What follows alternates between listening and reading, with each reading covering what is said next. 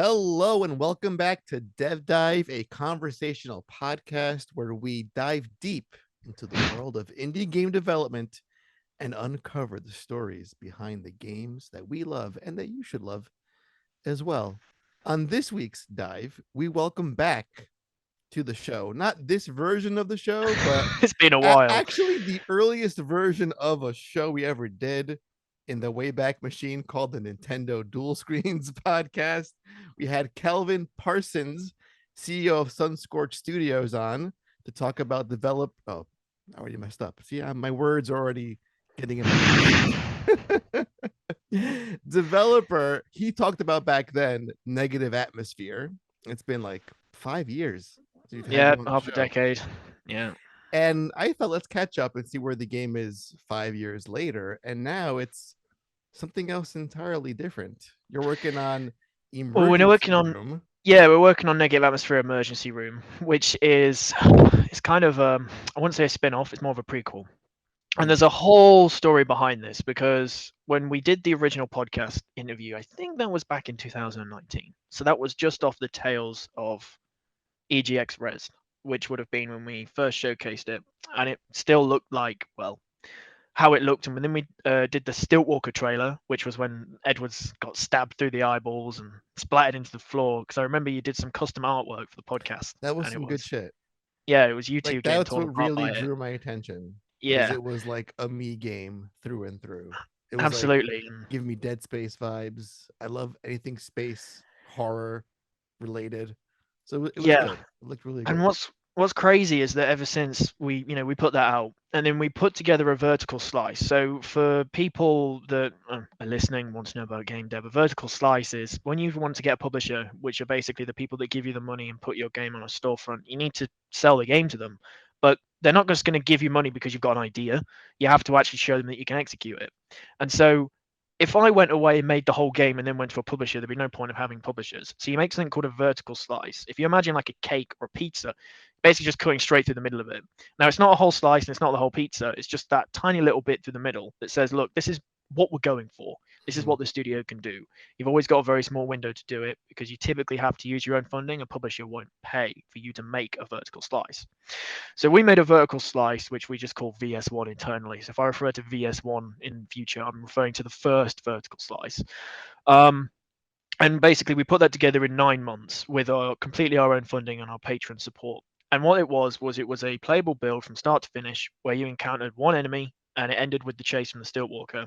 And that's what we actually put our gameplay trailer together with. So the gameplay trailer that we put out, I think it was in 2021, was footage from the vertical slice, but filmed in a more cinematic mode. But all of that was actually filmed in game. So that was all in game graphics, in game visuals, in game combat. We just obviously edited it so it looked nicer and used a camera. So, you'd control the character and you film the character at the same time. And it was quite difficult to fight the enemies with that kind of setup.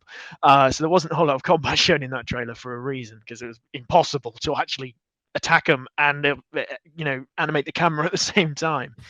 So we did that, and then we had a lot of publisher attention from that gameplay trailer, because we always knew you can't fund any form of major development team full time, because when we made the vertical slice and when we made the build before, we were just doing it as a volunteer project. It was a hobby project. None of us were getting paid.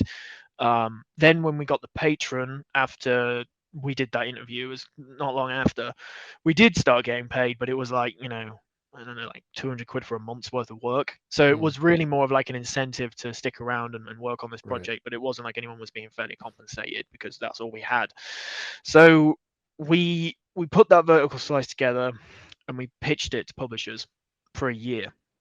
For every day, all year round, you would receive a mail from a publisher, and obviously I can't say who because they're all under NDA, and I'm not allowed to say who, but you'd get an email from a publisher. There might be a small one that has other games. There might be a massive mega, publisher that you've probably seen in the news. They're not doing so hot at the moment. And basically what they would do is they'd say, oh, I'm not saying anything. It could have been any one of the ones under Embracer, because there was, hundreds of companies that company owned and possibly sold now. And basically what they do is they'd email you and they'd say, oh, we love your trailer. It's the best thing we've ever seen. Amazing. When could you send us a build? And you send them a build. 4 months later they'd get back to you. Then they'd get back to you and they'd say, oh yeah, well we like the build that we've played, but it feels unfinished. Sure. Yeah, Isn't that the point? okay. We feel like you could have explored the gameplay concepts for the medical mechanics a little more. Okay. It didn't run very well on our computers. This sounds like a them problem, not a you problem. So we would get that kind of feedback, and then we would sit there in a meeting, and we'd sit down, and they'd say, and we beforehand we would have sent them a pitch document, right? So you make a pitch deck when you pitch your game, which is basically like a PowerPoint slide of what is Negative Atmosphere, why should you buy it, what's unique about it, how long will it take to make, how much will it cost, what's the team, can we actually do it, where will we sell it? Basically, you can just hammer through one of them in 30 minutes. So you send the pitch deck over, and it's got all this information in. You then send across a supporting business plan. So you have a 6-month business plan, a 12-month business plan, which is basically how would you take your current team and hire more people? Because in order to deliver the full game, you can't do it with 6. You need to do it with 24, for example. So what's your plan to actually get that talent in so you can actually make the game and make it in a decent period of time, like 2-3 years? So we had put all that together. And then you put together a whole kind of like game design document of the mechanics of your game, what it looks like, where it's going to play, the story. So you do all of that. Then you sit down in a meeting, and the first question they ask is something that's right in the first paragraph of the document. They haven't read any of the documents, and you spend 3 hours going through all the same stuff you've already sent them. And then next week you get an email and it says, oh, sorry, we're going to pass on this project. We don't feel like, because you haven't shipped a title as a game before, as a studio before, even if some of the people that work for Sunscorched have worked on shipped titles, Right. we can't back this project. That's after 6-7 months of discussion, emails back and forth. And we did this with 40 different publishers. That's so bizarre because they know that going in, that you're basically a new studio. It says on our website we're a Right. 10-man strong team, and I've been into meetings where they said, "So how big's your studio? Like 50 people?" And I was like, "Well, no, like 10 people, and we're all remote, and we were doing this as a part-time project." And they're like, "Wow, but your game looks amazing." I was like, "Well, thanks. A lot of people have said that. It looks really, really good." And then they go, "But what's your team shipped before?" And I'm like, "Well, if I'd shipped a game before, would I need a publisher? Because if it was good, it would have sold, Right. and so we would have just used the money to fund this ourselves." And with Steam now, self-distribution, you don't need a publisher to distribute your game globally. Correct. Because the Steam marketplace, GOG, itch.io, as long as you just email someone and explain what you're doing and you have a product that isn't just a complete asset flip, you're probably going to get it on that storefront. Even So, if it is in some cases, it may end up on a storefront. Exactly. With Steam, there's barely any quality control, as we're aware, because for example, when we put ER up on Steam, the 2 games above it afterwards were like anime Hitler simulator, straight up. That at my wish list. It's just all kinds of incredibly strange games, and it's a very saturated storefront. So with publishers, you could think, okay, maybe you can cut through it. But the thing is what we found when we were pitching is a games publisher's purpose is to back your project and take a risk. It is on them to recoup that investment, right? So you recoup the investment, and if it does well, brilliant, everyone wins. And if you don't, the publisher doesn't. But when we were pitching, it seemed like we take all the risk. We give them a nearly finished product. They sell it and take a 60% cut. Right. So what's in it for us? Because we've got to somehow finance this game ourselves. And then when we sell it through you take 60% plus 15% costs for the recoup or whatever for any of the marketing fees, of which in a lot of these contracts, you didn't get a say in how they marketed your game. So, for example, when we were pitching to some of these publishers, something came out on Twitter, which was the contract that they're offering basically says that they could throw a yacht party and it could cost millions, and they could say it's for marketing your game and then bill you for it before you recoup your investment. What the fuck?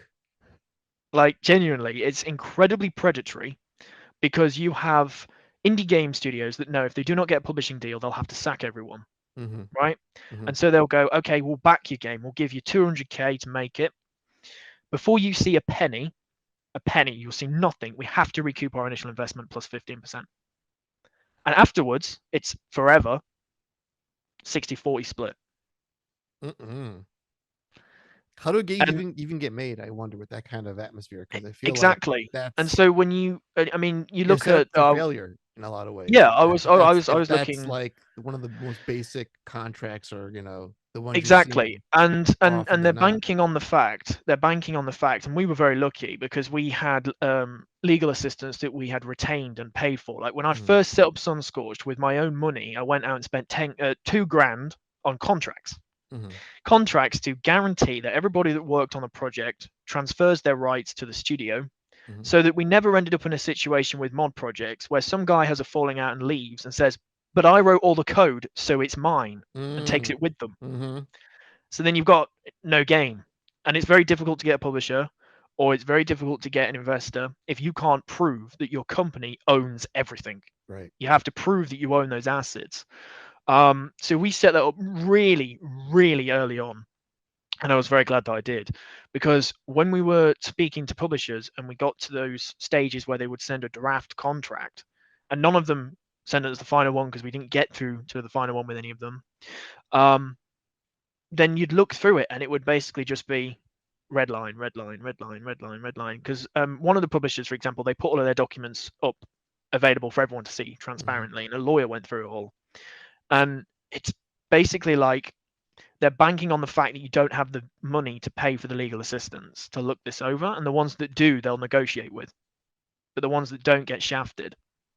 And we're still looking for publishers. So I'm not going to go out and badmouth any publisher. There are Well, brilliant listen, publishers, there's like right? some really incredible Fantastic publishers ones. out there that Um, really look out for the developer side and make sure exactly. they get taken care of through and through. But there's a lot of them as well that know the situation in the market right now, and they don't want to take risks. They want to take guaranteed things and profit as much as possible from it. And when we were pitching Negative Atmosphere, we had feedback like, we do not want to compete with the Callisto protocol, so we're not going to Oh, back your well, look project. how that turned out. Um, Dead Space Remake is coming out soon. We don't want to compete with Dead Space Remake. We think your game is really unique, but we're not sure it would sell. I mean, I had to kind of doubt that one given the view statistics on our YouTube channel, but um, so they said stuff like that. And then the other one was they reviewed it as if it was a finished product, and they said, well, we didn't really get a good feel for the gameplay. Well, of course you didn't. And we were just hit with That's this. why you're there. You're And yeah, there to secure funding to and realize a vision and for so what the so this game was should be. me in a meeting for an entire year with my other directors, and we would wake up and we would do this. There was no development on the game because everyone was focused on pitching it, but every Right. day you watched that money that you had left go. Yeah. and And um it's not going towards development at that point. and, It's and exactly. And so what we did was, after spending hours pitching, um getting it, we got to a publisher that we were like, this is the one, it's going to work. We got all the way through to the final board approval. Sales comes back. We can't estimate the statistics for how well this game is going to sell realistically because you haven't shipped a game before. Sorry, we're going to have to pass. 9 months of why negotiation. isn't this like Nine the first months. thing you're talking about? First thing, exactly. That's literally what I said to them. I said, this is the first thing we said. We have not shipped a game before. It is our debut title. it Debut. just sounds like an excuse to get out at the very, very end if they're feeling And skittish we or felt like it was exactly that. So holy we shit. get rejected, and we realize, shit, we run out of money in 2 months. That's it, we're done. So our producer leaves. He gets a job at a AAA company because he needed the money. We couldn't pay him anymore. Right. A lot of the other team tailed off. So I was left with kind of the core team in sort of a retainer mode, and I was paying them a retainer just to stick around. That was it. This is Because a lot all of us, out of pocket. You're paying them. or well, out of pocket from the patrons and Right. the savings that we'd already had and Got it. accumulated. Okay. Because we did win, for example, we won an award for the Indie Cup, and that Mhm. gave us it was like a 5 grand cash grant. Oh, nice. So that letter kept us going. And then we basically realized, well, look, we're not going to be able to get this published. So could we do it to Kickstarter? And then we looked at the kind of the atmosphere of the Kickstarters, and Kickstarter is really not doing so hot at the moment because this Mhm. was just at the tail end of COVID. And so Nobody was backing anything now. COVID was over, so everybody's no longer at home. Mhm. They've gone back to work. They need to work. The economy started up again. And that's when it starts to kind of hit you that it's like, well, shit, I've worked for this for 3 years now. Calvin, 17-year-old Calvin at EGX, all starry eyed and amazed that he's going to make his game in 2 years. Spent a fucking year of his life telling people why they should back his game and getting rejected. After every rejection, it literally took me like 3 days before I'd even want to step back into my office again, because I was just like, well, I've literally just spent Dude. months. Email chains that were like 60 emails long, concept art, resources, audio, meetings, live showcases, all of it. Every single time resulted in a failure. 40 different times. How do you find the passion for this after, I mean, for this project alone, after you're seeing the same pitches, the same things over and over again? Because I played the Callisto Protocol. And I just thought, this feels Well, like that a got game that made. was this feels like a game that was made by somebody that saw a picture of Dead Space but never Mhm. actually played it. This feels like a game that was made by people that said, I want a game like Dead Space, but completely failed to understand what made Dead Space compelling. Mhm. And it was the fact that these enemies were incredibly dangerous. You had barely any ammunition. You were alone. So I know what we're going to do. We're going to make a character drama. Mhm. So, so, so we had this, and I was just kind of sat here like, but that could have been us. And what we were doing was taking Dead Space, but turning you from an engineer into a combat medic, where Mhm. you drug your enemies with different drugs. Mhm. That would have been something that, like, for example, fire your syringe gun, and it's loaded with cortesium, which is a sedative, which makes the enemy collapse. And then another enemy comes at you, and you load it up with paraffin, which is a stimulant, and you put so much paraffin into that enemy that their muscles explode.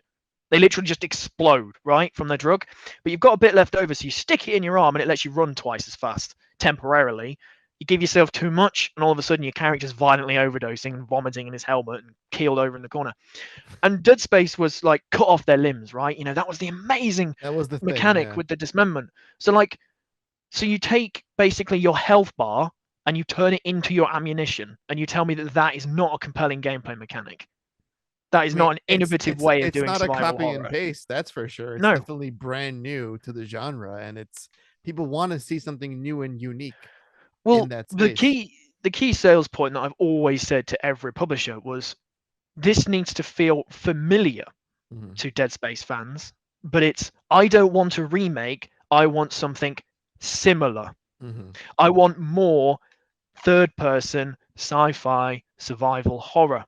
I Mhm. don't want more Dead Space, because you can only remake a game so many times before.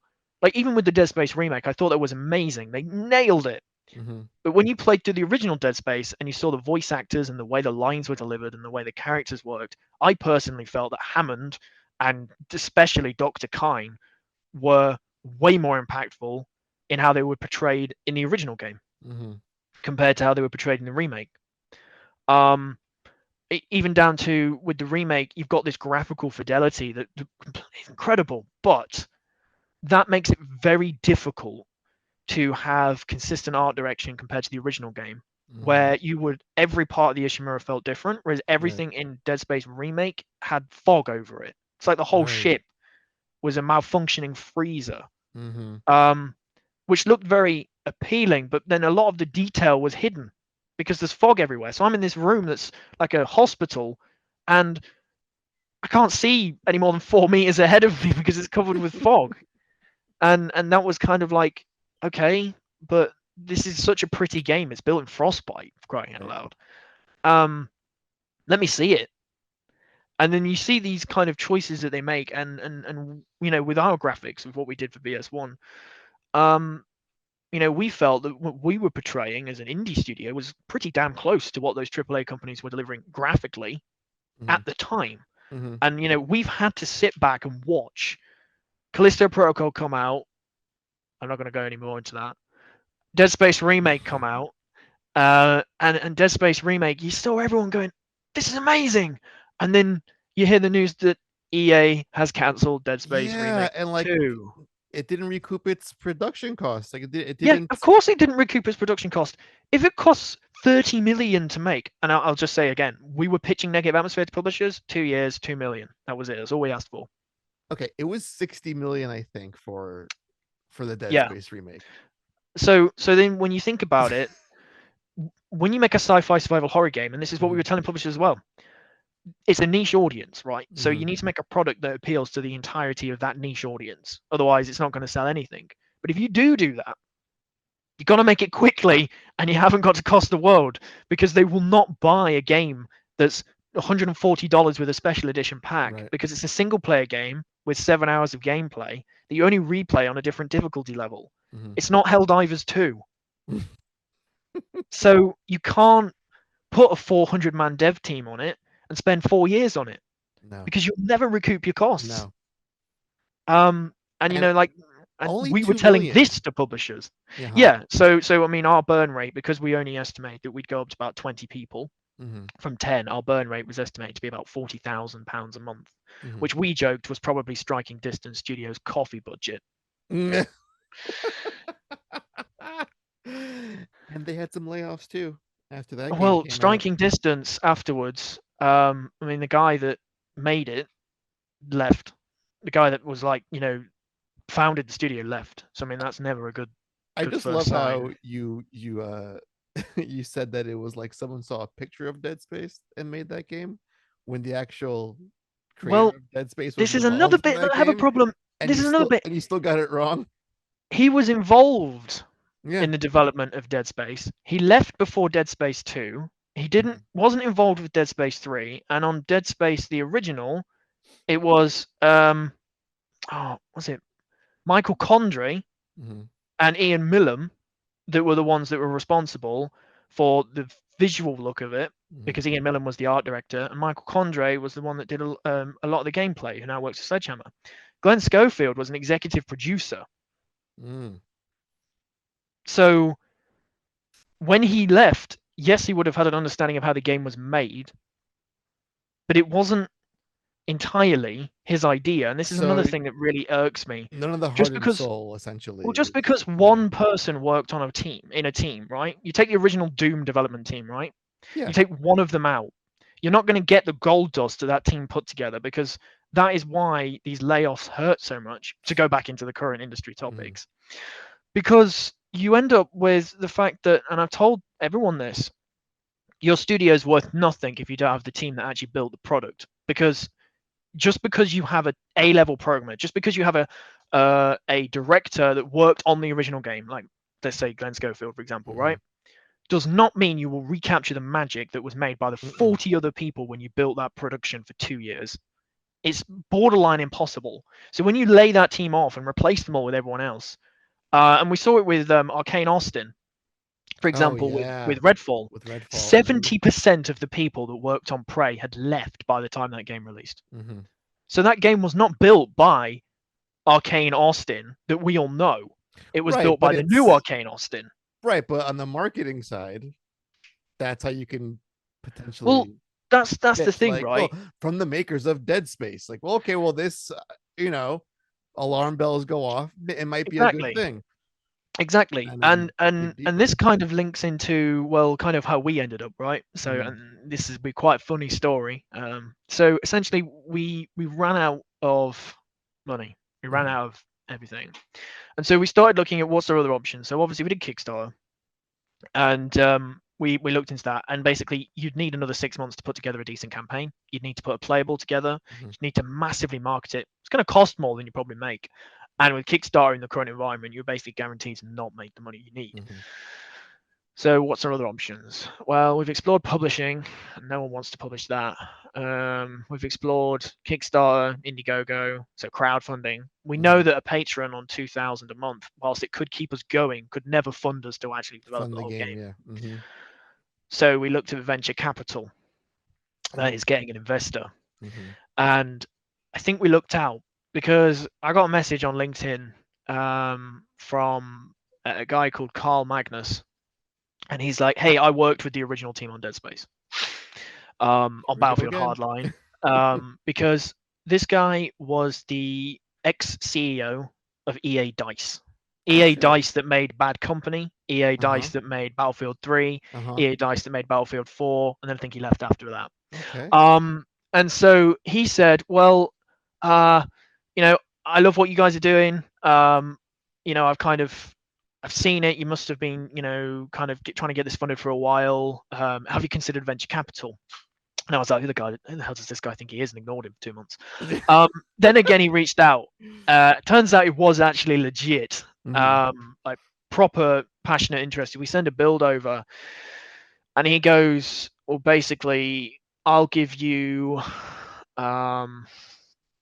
let's say, 400 grand, Mhm. £400,000. Right. Um, and that will allow you to expand, bring everyone on full time, figure out what you're going to do next. Because we know we're going to need a publisher for this, but you need money to get yourself to that point because Right. your current build clearly wasn't enough. Mhm.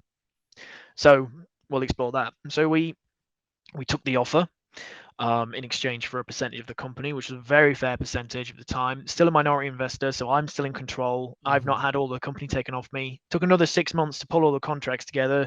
It's a Swedish investment company, so it was British to Swedish law. So there was a Mm. lot of That back sounds and forth. complicated. Yeah. So we figured all that out.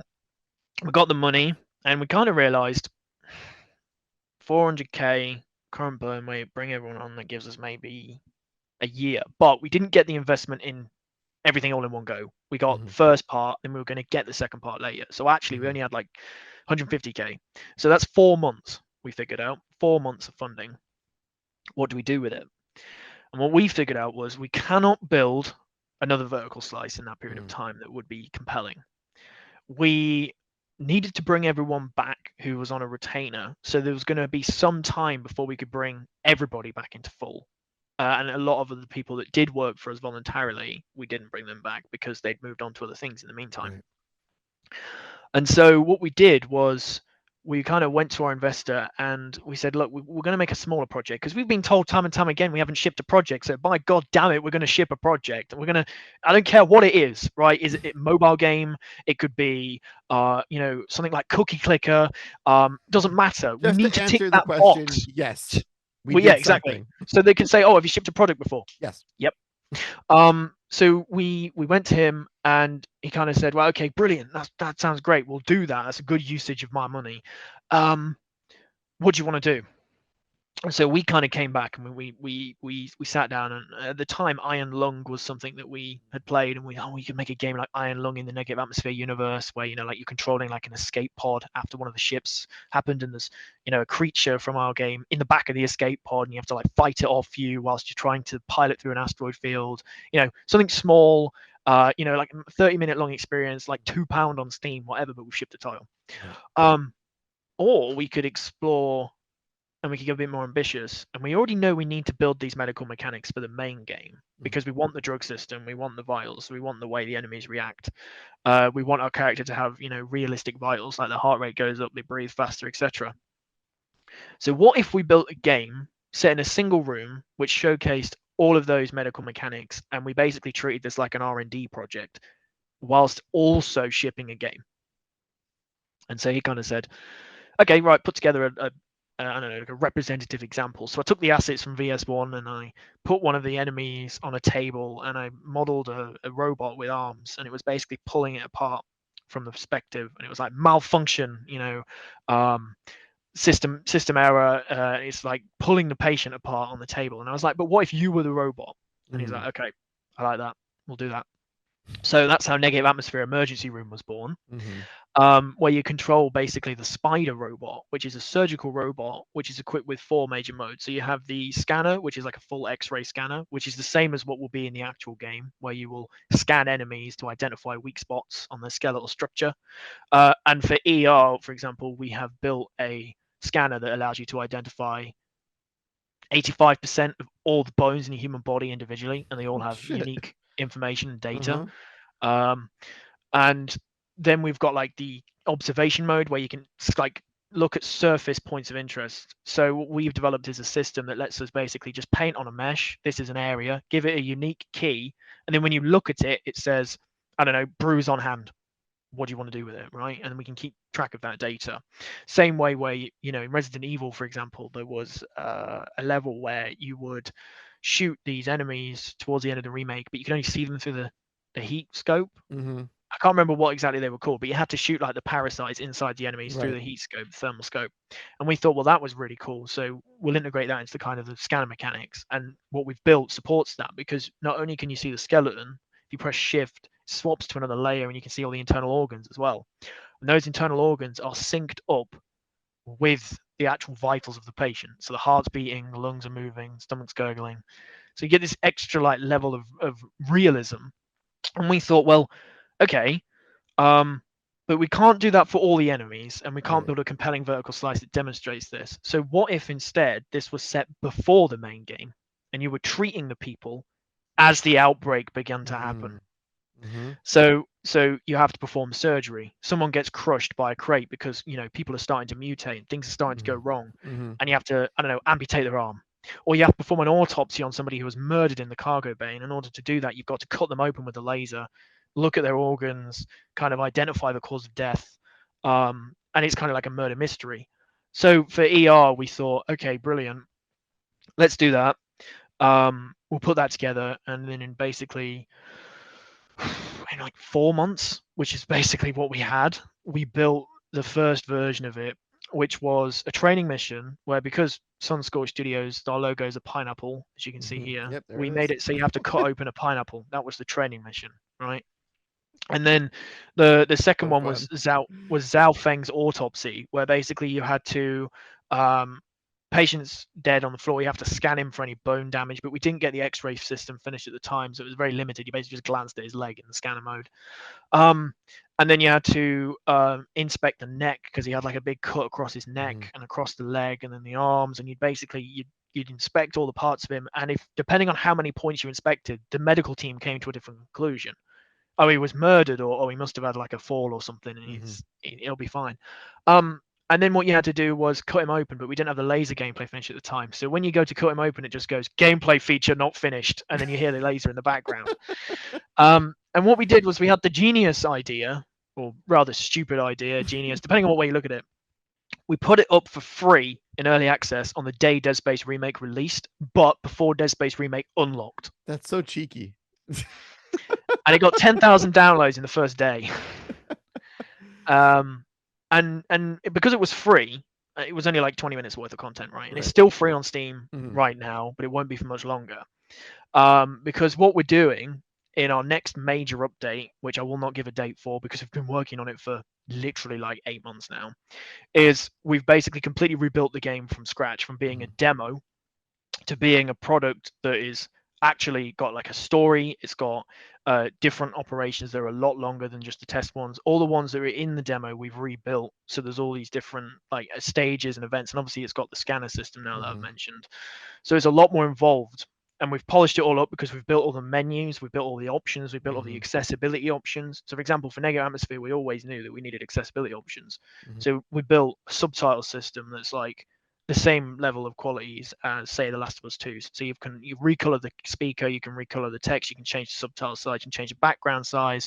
So it's all following those accessibility standards that were released.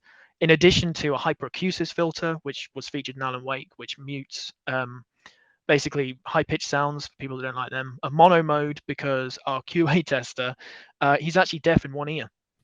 And so we're already testing accessibility features for audio every time we play test the game. And also what we've done is the UI for ER is entirely monochrome, and you can change the color of it using RGB sliders. So if you're colorblind, you haven't got to worry, because you can change the color of it to whatever you want, just like Oh, that's so Fallout's awesome. UI. Right. It could be green by default, but then you might change it to orange or amber or purple. I don't know why people would do purple. Someone has, but it was quite difficult to look at. And then we also have actually implemented in the game an equalizer, so you can change the high, medium, and low bands depending on your audio setup. And we wanted to basically just use this of, look what we can do in Unreal Engine 5. This is the same menu you're going to see in the main game. This is the same level of quality you're going to see in the main game. This is exactly what we're aiming to do in the main game, but can't yet. And so it's kind of like a taster for that. But 50,000 downloads later, we kind of realized this is more than a demo. People really like this. This is really unique. This is a new genre. No one's ever made a sci-fi surgical horror game before, Mm-mm. ever. And when we played Surgeon Simulator, for example, we were like, yeah, this is kind of just it's comical, Well, right? that plays on But the goofy aspect a little but bit. It's realistically, so in yeah, right, yeah. It's you've just grounded hammered enough. someone's brain in, killed an innocent person, scooped their organs out, and left them on the floor. What if those patients felt like real people, Mm-hmm. and you felt like you just killed them? Right. So you get their backstory, you know that they've got a family, you know that they want to go home, you Oh know man, that's like that the they didn't pay their stakes. insurance, and then you go, oh crap, I've slipped with the laser. Arm comes off, she bleeds out all over the floor, and she's dead. And the whole concept of ER, although obviously we haven't executed that yet, is because it's a demo, it wouldn't make sense to include this, but it basically is once you've killed your patient, you have no opportunity to save them again. You play through the whole run from start to finish, and then you start right over it again if you want to try and save them this time round. But the gameplay is never deliberately explained. We don't explain it on purpose. It's meant to be overwhelming and confusing, and you are meant to kill people over and over and over again by overdosing them or cutting them with the laser or not diagnosing them in time so they bleed out on the operating table, or in the case of the autopsy, not coming to the right conclusion. So you don't know there's a murderer loose on the ship, you just think he fell down the stairs. And it leaves us with this massive window with, depending on how well it sells with this new update, Right. we could give this so much content. You know, we could do like a dental DLC, we could do like an eye surgery DLC, you know, as a callback to Dead Space 2, obviously. Because we've built these operations to be modular. So we've built the core mechanic with the spider, with all the medical mechanics and all the gore. Um, and then we've basically set it up so with the timeline, we can just put as many operations in as we want before the actual outbreak happens. And then even closer to the outbreak, you get, I don't know, diseases you can't diagnose, mutations you can't figure out. And the one major thing that we've been doing is any malpractice that you commit is canonically the spider's biological central processing unit being corrupted by the outbreak. So eventually, I don't know, for example, you'd be in a surgery, and previously it would have So said wild. save the patient, right? So you've instructed to save the patient. I don't know, you've got to stem the blood loss, but this time it will say hurt them, kill them, stab them, hurt them. Oh And whether shit. you follow that rule or not Right, is but is up to you. yeah. But if you do follow it, then basically, you know how in the Dead Space 2 eye mini game where it went Right. wrong, and I would always just fuck up on pretty purpose much. because I love that cutscene so And much. exactly, and this is the other thing that we realized. If we include all these different forms of malpractice, Mhm. you're guaranteed to get a lot of views on Twitch, because someone will go, yeah, but what if I did that There's gonna be a bunch instead? of What cuts of like just people just messing up on purpose just to see what would happen. exactly? And I mean, and another thing that we've been working on that needs to be in the main game is the actual gore system, right? Mhm. So in Dead Space Remake, they had it so you could strip layers of flesh off Mhm. and you could cut limbs off. Mhm. We're not doing amputation dynamically, but we are going to do the whole strip the layers of flesh off, have it deform. Mm. Um, and so again, ER is the perfect test bed for that, because you give people the tech and they play through it and they test it and they give you feedback, and it's a shipped product. But all of this feedback, all of this optimization, all of these tweaks, all of these bugs are fixed before you actually start work on the main game. So you've just cut your R&D window from 6 months to 3. Mhm. And all this tech you can just That's pretty copy from brilliant. one Yeah. thing to another. So we thought, well, that's the best way of doing it. Then we thought, oh, this will be simple, right? We'll put the demo out, and we're like, next thing we're going to work on is a live patient, right? Because originally the build that we put out was just the autopsy and Mhm. the surgery, and that's the one you can play currently. And it hasn't been updated in 10 months, because for the last 10 months we've been figuring out. So we've got a heart rate, but how do we simulate blood pressure? How do we simulate their blood oxygen? How do we simulate their blood volume? And how is that all affected? So the higher their heart rate, the higher their blood pressure. But then what if they're bleeding out? That means you go into hypovolemia, which means your heart rate climbs to try and make up for the fact that you're losing blood. And we were like, okay, we've got to figure all that out. And then obviously we had to do all the motion capture for the nurse Mhm. who's actually in the room. Um, and so we secured a second investment from our investor, because he was basically like, what you're doing is really, really cool. And either this will be the thing that defines the studio, this will be your debut title, and then you can Mhm. make Negative Atmosphere without a publisher, Mhm. or it will be enough to get a publisher once you've made another vertical slice. And so we're using Basically, we're in a position where ER is in the next few months, I'll say, we're going to find out whether that is what we're going to be leaning into and then revisiting the main game, or whether it's just going to be the tick box that we needed to ship that next title. Either way, negotiations with publishers will need to continue. I just We're love going to need, how this yeah, whole thing, like this brand new game, basically was born out of the spite. yeah, well, not spite. Well, yeah, but like it's oddly cyclical. Like you needed this thing to make the first thing, and then now this is gonna help fund the first thing. It's like it's so weird how this whole thing panned out for you guys. Yeah, but at the same time, we're incredibly lucky because Yeah. so many other game studios didn't find the investor when they ran out of They would money just give after up, I being would rejected. imagine. After all those Yeah, rejections, they would just walk and away. Listen, I'll go like we've had devs on the show where they realize like the indie dev space isn't cutting it as a full-time gig. no, Like and they some go of back what to have they've gone part back to time. their full-time like AAA studio, like, contracting work. It's Mm. not easy. I And to mean, the hear other thing that's not easy is with ER. I was the only programmer, so in addition to running the oh, fun company for and doing you. all of the doing all of the management, I was the only person who was doing any of the programming on the project until recently, where we've been able to hire a new programmer, and also I ended up basically bringing in the because we left our producer left, like I said, so the art director also stepped in as the role of producer. So they were doing two jobs. In addition to managing the whole team, they had to art direct the team. And you can only do that for so long by being the person that has the cool creative ideas and the person that shuts them down as the Mhm. producer and being the same person. Eventually you go completely insane. And so that point was reached and we brought on another producer. And now we're kind of at a point where everything's sort of stabilized. We've been working really diligently and really hard with ER. But the thing is, when you make a game that doesn't have something to benchmark it against, Mhm. it's very difficult to know if what you're making is compelling or good or you know when you play Dead Space you can say, oh, I want my gunplay to feel like Dead Space, I want my Mhm. gunplay to feel like Helldivers, I want my character to move like he does in Resident Evil.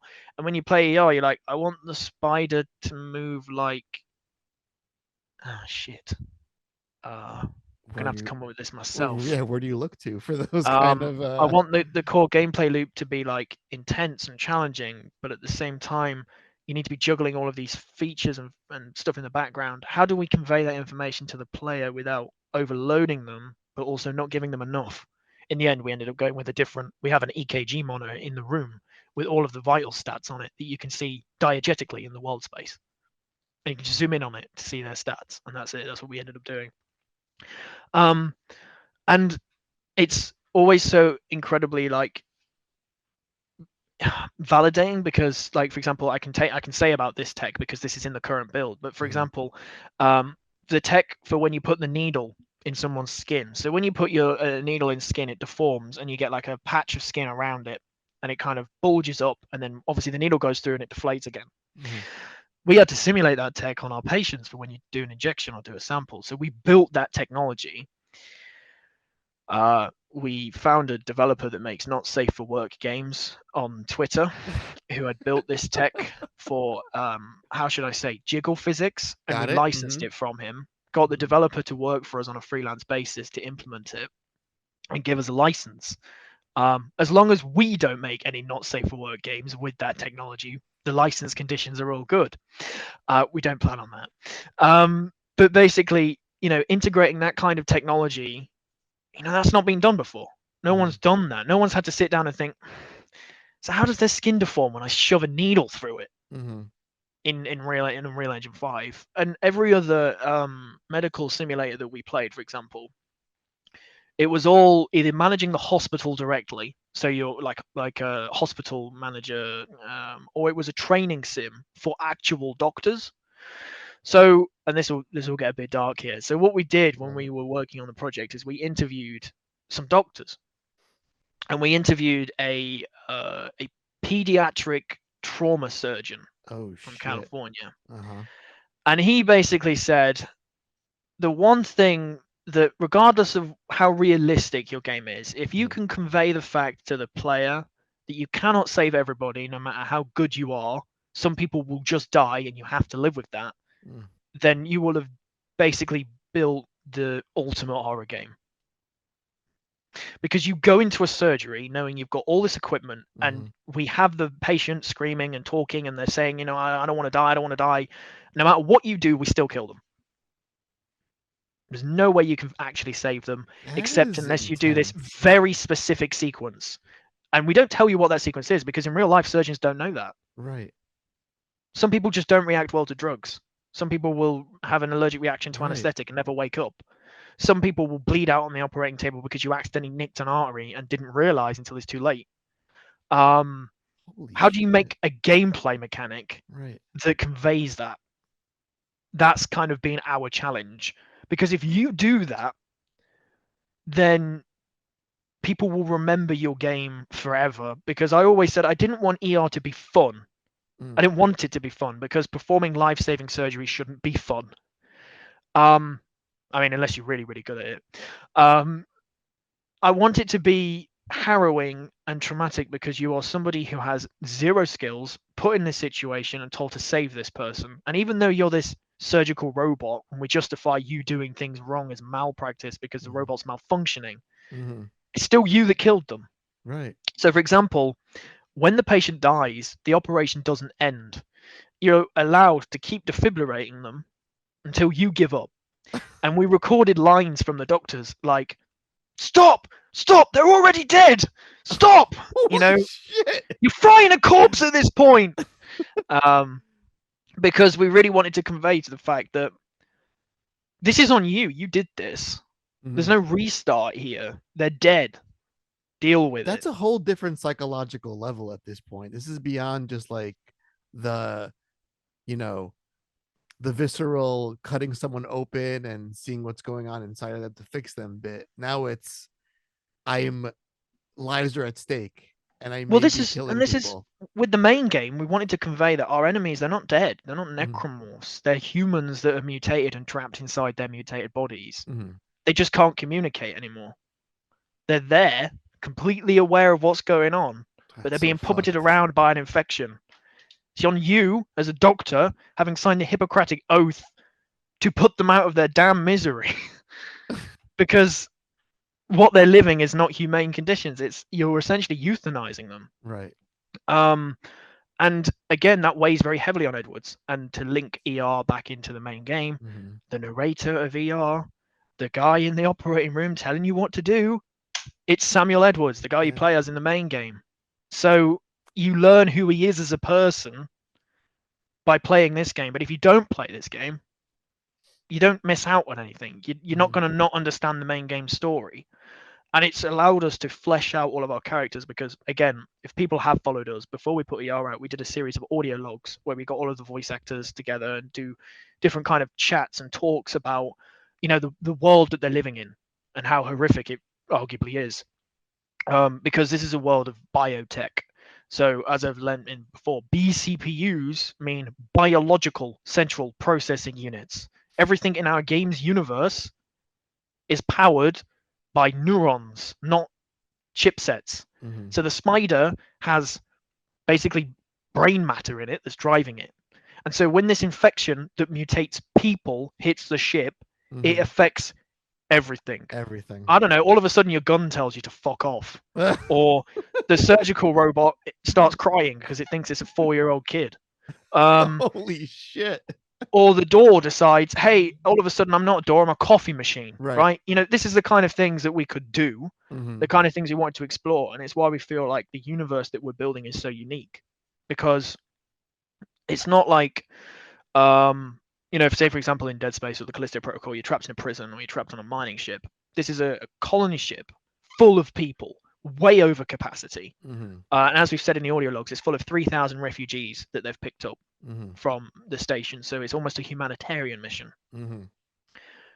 And you're a chief medical officer, and you have a very limited supply of drugs, a very limited supply of equipment. And another thing I wanted to lean into with ER is and again, it's not enabled currently, but it's what we want to bring in. And as we said in the Steam description, the amount of drugs that you have is limited. completely. So if you use all your anesthesia and painkillers in the first few operations, by the time it comes round to the arm amputation, they'll have none left. Could you still perform the surgery without the? Mm. Yeah. Yes, you can. Yes, you Oh, absolutely can. And another thing that this kind of leans into as well is the fact that at the end of operate the autopsy operation that you can play currently, you harvest the patient's organs. mhm, That's the only way to replenish your blood transfusions. mm. So I'm not saying you have to, but theoretically, in the future, when we've added more operations, some patients that could be saved, you might not, so you can get your drug supply back up. Holy shit! Yeah, so it's like now it's resource management. You need to like, well, I need to allow certain folks to die so I can harvest certain things. Triage. You Yeah, have to perform triage because yeah. you have a limited amount of resources and you have to triage your patients. And that's exactly what we kind of, because again, after doing that interview with him, we kind of realized, shit, if you turn that into a mechanic, you're going to make something more memorable than No Russian. You're going to make something more memorable than, I don't know, any game that's ever been controversial before, because this isn't controversy for the sake of controversy. Mm-mm, This is tackling a subject matter that's simply never been tackled in an interactive medium before. Like Hellblade 2 tackles mental health with psychology, mm-hmm, with psychosis, right? mm-hmm, You can't treat that psychosis. You're mm-mm. just experiencing it. Right. Well, with ER, you're playing a biological central processing robot. Every mistake you make is, canonically malpractice, but still a mistake you made. They react to that. So like when I played the Stanley Parable, I always thought, oh, Stanley says this and Stanley does that and Stanley decided to do this, but the game doesn't tell you to do that. You just decide to. Mm-hmm. So for example, there's a scene in the first operation where you're training on the pineapple, and if you laser the table, we recorded 50 different lines with varying different intensities of that table's expensive. Can you afford it?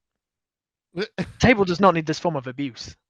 Um, or other ones like, stop lasering the damn table. And if you keep doing it enough, um, in the new update, you'll get pulled up into the nest and your memory will be wiped in real time and you'll be lowered back down and be like, right, let's start the operation again.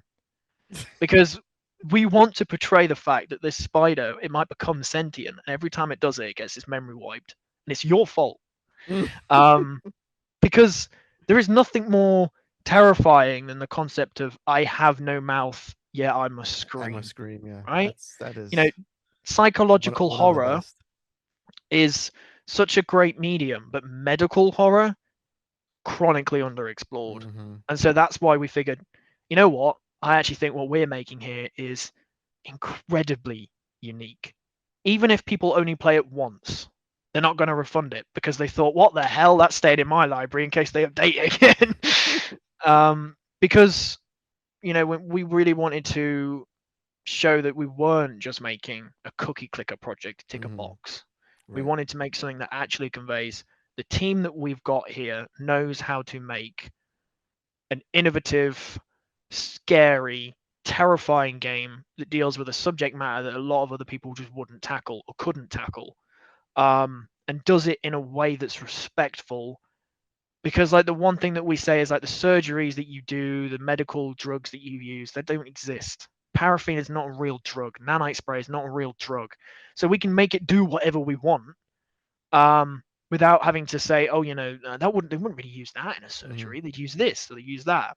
Obviously, it also gets around the fact that if you use morphine and heroin, you get banned in Australia. But if you use paraffin, cortesium, and nanite spray, they don't exist. So you Right. can't say that it's using drugs. Um, and that's just kind of like the main thing that we really wanted to go for with this, and we really went for it. And that's what we've been doing, that's what we've been working on. That's why we kind of just vanished, because we put it out, we got the feedback we needed, we knew Mm-hmm. what we had to change, and we just literally sat down. And for the past 8 months, we do a 4-day work week at Sunscorched for everyone. We do Tuesday through Friday for everyone. I say everyone, but I run the company, so not me, because that's just what you do when you run your own business. It is kind of your life, whether you like it or not. And I thankfully I do like it.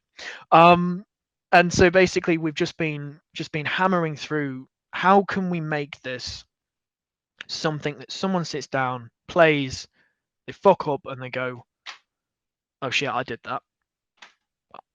I did that. Mhm. Because if you can get a Twitch streamer to I experience am a that, monster. exactly. If you can get a Twitch streamer to experience that, if you can get a YouTuber to experience that, then you're going to get all kinds of weird video essays on YouTube that are 4 hours long about how the game changed their entire perspective on their life. And that's great, great promotion. I Um, have to ask you because again, this idea of passion and in the indie dev space, and just hearing you talk about this game for the last hour or so deeply, like it means so much to you. Why? Why does this mean so much to you? Because you could have easily, you're a talented developer, you're skilled as a programmer, you know, artistically with your team. You could have said, this isn't gonna work. I could do something else with my yeah, talents. But you're absolutely. you're still in it in this. Why does this matter I so think that much to you? the main reason this matters more than anything is the team that I've assembled, the team that I've built over the past 5 years of Mhm. 11 core people that I've worked with day in and day out, know incredibly well. Although, admittedly, I've only met one of them in real life because we're all remote. Which is funny, really, when you think about it. Um, I would never be able to assemble that team again. Mm. And that team is passionate about sci-fi survival horror. That is what they love. That's what they live and breathe. So if I gave up, I'd be working for another company working on something that I wasn't really, maybe it's not a game that I'd actually play. Mhm. Whereas with this is the game I want to play. And it always goes back to the fact that when we made the original EGX build, it was like, no one's built another Dead Space. I want a game like Dead Space. Fine, I'll do it myself. Right. And I've stuck by that. Lo and I'll behold, do it yeah. myself. Mhm. If no one wants to make a sci-fi surgical, sci-fi horror game, I'll do it myself. Um, because when I first kind of came up with the concept and I played through it, I kind of realized, you know what? This is something that's never been done before, ever. So we should probably really heavily lean into that. And ever since, it's like, I come into work every day and the people around me are bored as hell when I show them, a new update. And I'm like, yeah, look, their arm falls off now. Blood spurting everywhere. They're like, yeah, that's cool. We've seen it all before. But then the thing is like, you're never going to get it until you sit down and play through it all in one go. Mhm. Same with the Fallout show. Screenshots of the Fallout show. Wow, yeah, that looks like Fallout. Yeah. Watching the Fallout show, I've just sat here for 8 hours and now I need Yeah. to go make dinner. Yeah. And I think that's probably the best analogy I can give you Mhm. because it's all about the team. It's all about who you work with and the incredible team that I've worked with. Because I can come on a podcast and I can say this is my project, and whilst I technically own the company, the art was not me. That was my Mhm. incredible team. The sound design was not me. That was my incredible team. I had the vision that put it in this direction. I had the idea of what ER is, but my writer's written all the dialogue. The voice acting team that we've got is incredible. And whilst I did do the programming, loads of the game design was basically a collaborative effort between everybody. Because again, Mhm. you've got nothing to compare it against. How does a surgical So you laser can't go work? wrong then. Well, you can't go You're setting the wrong. standard. Exactly. So my hope is that we put this out, and I don't know, a million other games come out that are like similar to it, right? Mhm. Because then that you started that genre, you were genre defining. Um, and then maybe we can revisit in the future, or it comes out and no one else really knows how to approach doing something like this, and so Mhm. it just stays there as like the thing. I don't want to release my magnum opus first thing though. That would really suck. Like the guy that made Stardew Valley, put Stardew Valley out and it blew It's like everyone now away. And he he's like, just "Well, just what do I do now? I All I just can do do is more make more Stardew Stardew Valley. Valley." Yeah, exactly. But no, I think that's kind of the crux of it Mhm. is that you need money for this was a means to an end. I was never in it to make money. I still Right. haven't made any money. I've made enough money to keep people around and to pay people fairly and compensate for them time, Mhm. but we've not made a profit. We're still making a loss because we haven't released a commercial product yet. So people that don't have the passion that are just in it for the money would have given up years ago because it does not come quick. And even Yeah. if you do it all right, we could put ER out and 5 people could buy it, and then that's it, right? What do we do now? Um, and that's just kind of the risk that you've got to take when it comes to indie games, because if you do put it out and it explodes and it's the next big thing, Look at Lethal Company. Mm-hmm. You know, that was made by one guy. He made like Yeah. a ton of Roblox games before, and he puts that out, and it's like most popular game on the planet. Mm-hmm. You know, it's crazy. We don't know whether that's going to be, but you know, ultimately, I just kind of find that as long as I'm working on something that the teams come up with, then I'll be passionate about it and I'll enjoy it and I'll come into work and it doesn't feel like I'm working, which is a pro and a con. Um, but it's essentially just like we feel like we're making something really special, and we have been fighting everything to actually get that to a state where we can make the thing that we feel special so people can play it, because it's all well and good saying, yeah, he's got these ideas, but if you can't execute them, they're worthless.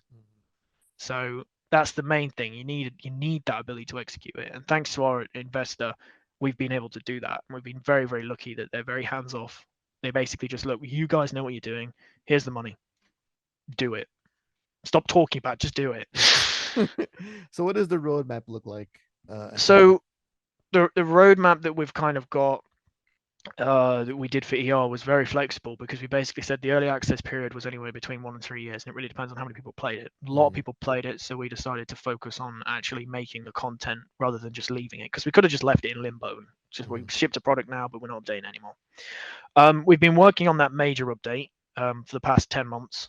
I do not have an announcement date or a time frame to announce that, because again, as the programmer for it, Mhm.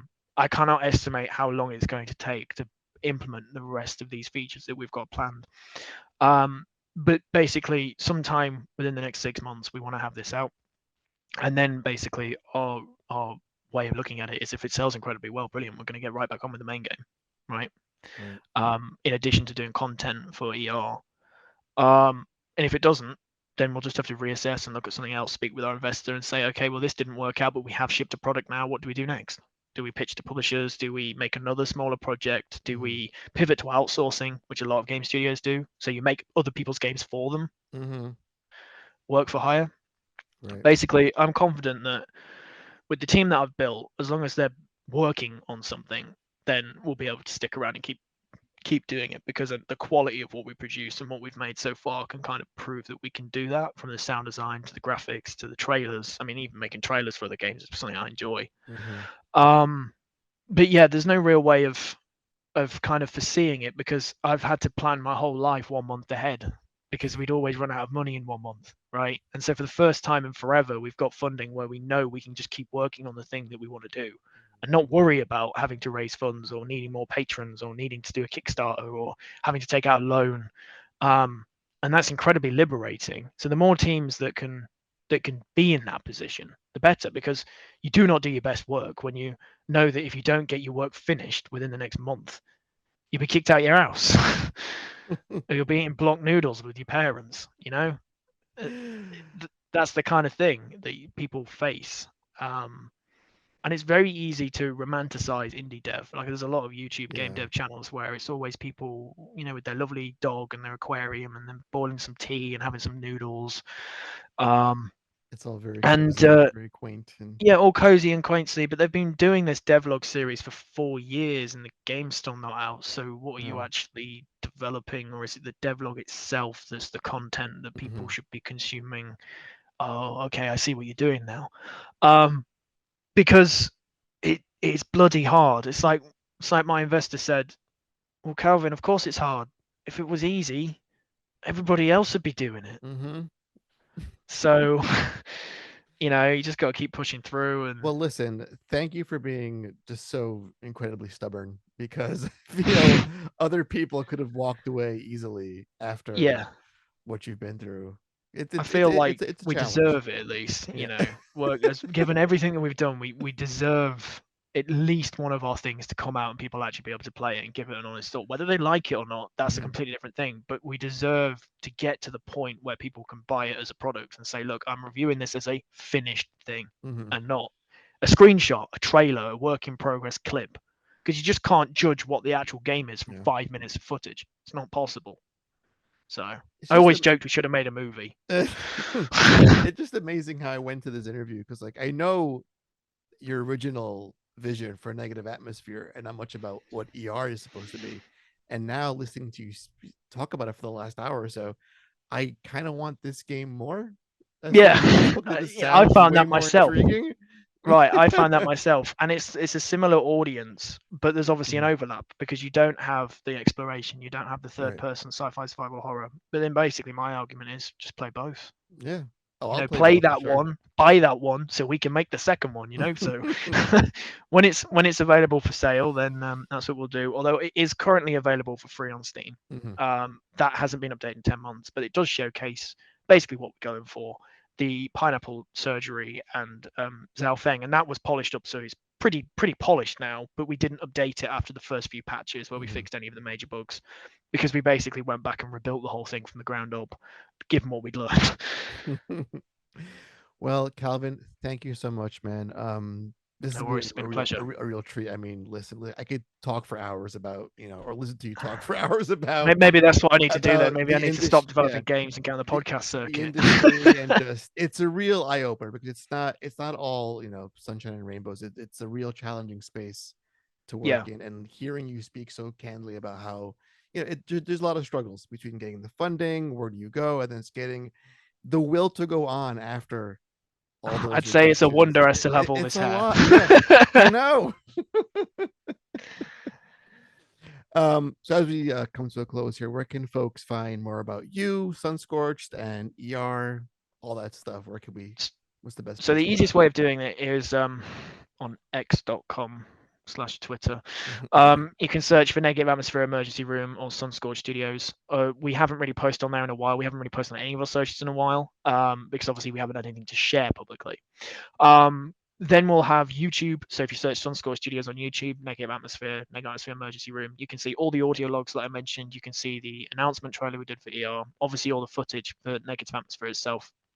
And then probably the easiest way is just go to www.sunscorchedstudios.co.uk. That's our website where you have the two links to wishlist Negative Atmosphere, download the demo for ER, and then also we have a just basically just information about what we've been doing and a contact us page. If you're a YouTuber or an influencer, or you want to find out more about the project, you can email us on there, and our Discord, which you can also find on our YouTube links. I don't know the Discord link off by heart. We haven't really posted a We'll lot get in it. there, We'll get it in but there. if you join the Discord, everyone's really friendly. There's loads of opportunities to share your work as well in the game dev channel. We welcome other game developers as well to share their work. And when you do get updates, you can just opt into Negative Atmosphere Emergency Rooms updates and the main games, or you can just opt into either or. So if you don't want to get spammed about ER, you don't have to be. And of course, we also have a Patreon. The Patreon gives you stuff like T-shirts with the game's logo on. I want that shirt. Um, I'll send you one. Don't worry. We get things like A4 prints of all the concept art that we've done for ER and the main game. You also get things like behind the scenes access and also playable builds and demos and stuff when we release those.